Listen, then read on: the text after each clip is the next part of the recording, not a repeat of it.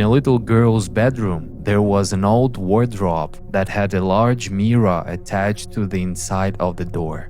This girl was a fan of tickling her own nerves before bed, so sometimes she would open this wardrobe in the dead of the night and look at her reflection in the dark. One time when she got bored, she did it again. She was surprised by an interesting and creepy effect that appeared this time. Thanks to a strange play of moonlight and shadow, her reflection in the mirror appeared to have empty, black eye sockets and a huge, unnaturally wide mouth. The reflection looked very realistic, almost three-dimensional, and mimicked her movements. After admiring this creepy sight for a minute, the girl closed the door and went to the bathroom. But on the way, she remembered something, and it made her instantly turn on the bright light in the bathroom, lock herself inside, and wake up her parents and half the neighbors with her hysterical scream.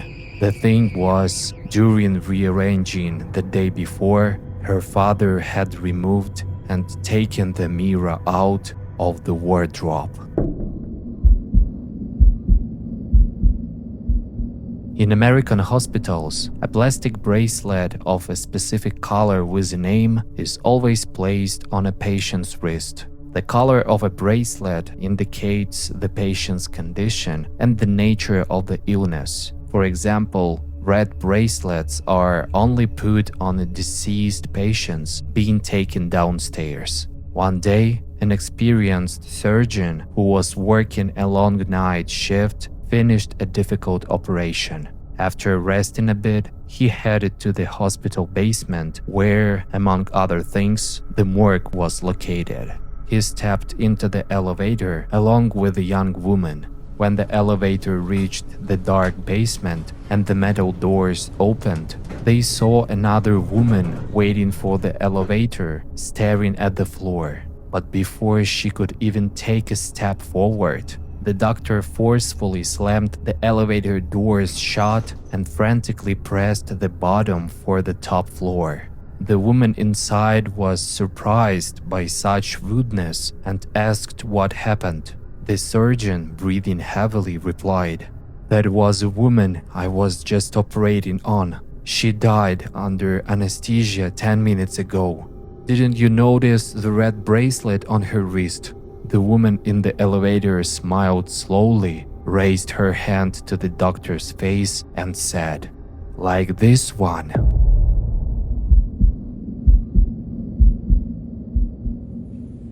One young girl was riding home late at night in an almost empty subway car.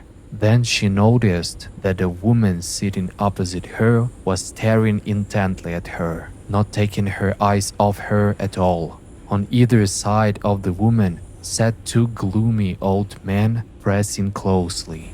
After a while, this blank, unblinking stare began to seriously disturb the girl. The woman didn't take her eyes off her for a second, and her head swayed slightly to the rhythm of the train.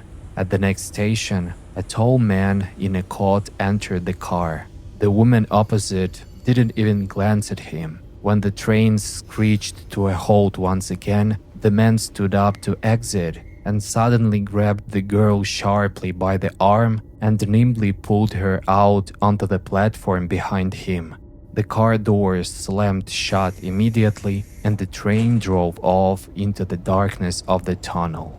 The girl started screaming at him in fear, but the man let go of her arm and simply said, "Calm down. I just saved your life. I simply couldn't leave you alone in that car. The woman sitting opposite you was dead, and those two men were just propping her body up."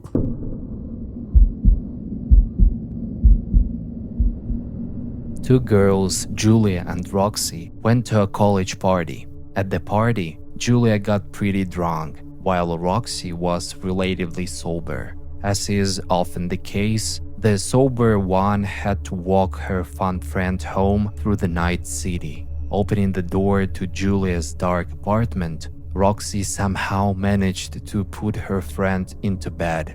Wishing her a good night, she turned off the light, closed the front door behind her, and walked back to her own home. After walking through a couple of dark alleys, Roxy suddenly realized that she had left her purse at Julia's house, which contained the keys to her own apartment. Coming back to Julia's, she opened the door with a spare key and decided not to turn on the hallway light so as not to wake her sleeping friend. Feeling around in the dark for her purse, which was lying on the armchair in the living room, she quietly left the apartment. The next day, Roxy got a call from the police asking her to come to the precinct immediately. In the interrogation room, they showed her a couple of the photos. Roxy realized in horror that it was Julia in the pictures. She was lying on her blood-soaked bed with a slit rod. The precinct detective showed Roxy a piece of paper that had been lying on the murdered Julia's bed. Written on it in crooked letters was, "Good thing you didn't turn on the lights. Otherwise, I would have had to kill you too."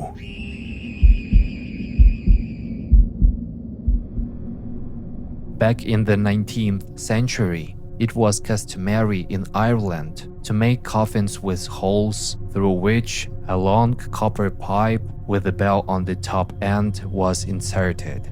The pipe allowed people who had been mistakenly pronounced dead and buried alive to breathe, and using a string and the bell, they could signal the cemetery groundskeeper.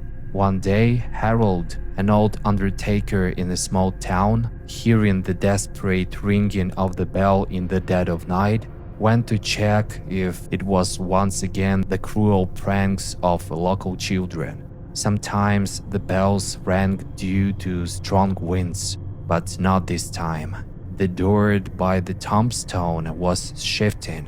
A breaking female voice from below, from under the ground, begged Harold to dig up the grave immediately. "Are you Sarah O'Bannon?" Harold asked cautiously, kneeling down. "Yes," answered a muffled, panicked voice through the pipe. "Were you born on September 17, 1827? "Yes, please." The tombstone says you died on February 20, 1857. "No, I'm alive. A horrible mistake has been made. Please dig me up. I can't breathe." "I'm sorry, ma'am," Harold said, kicking the bell and breaking it off, then kicking heavy dirt into the copper pipe. "It is August now, and whatever the hell you are down there, you are sure as hell not alive anymore, and you are not getting out."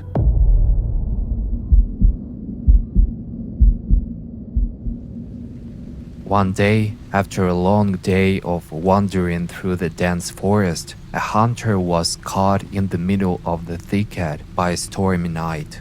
It had already gotten dark, freezing rain began to fall, and having no idea of his location, he decided to keep walking in one direction until he made it out of the woods. After several grueling hours of walking, he stumbled into a small clearing, in the middle of which stood a wooden cabin. Realizing he had no chance and could freeze to death, he decided to stay in the cabin for the night. The door was unlocked, and no one was inside. The hunter, exhausted to the bone, lay down on the single creaky bed. Looking around the dark cabin, the hunter was surprised to find that all the walls were decorated with several portraits painted in great, intricate detail. Without exception, all the pale faces in the portraits stared at him maliciously and with clear threat. The hunter felt extremely uncomfortable under their piercing gazes. Ignoring the faces in the paintings that glared at him with hatred, he turned to face the wooden wall, covered himself with his jacket, and quickly fell asleep. The next morning, he woke up to bright sunlight hitting his face. Looking around the bright room, he froze.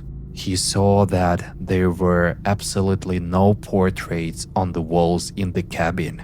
There were only windows.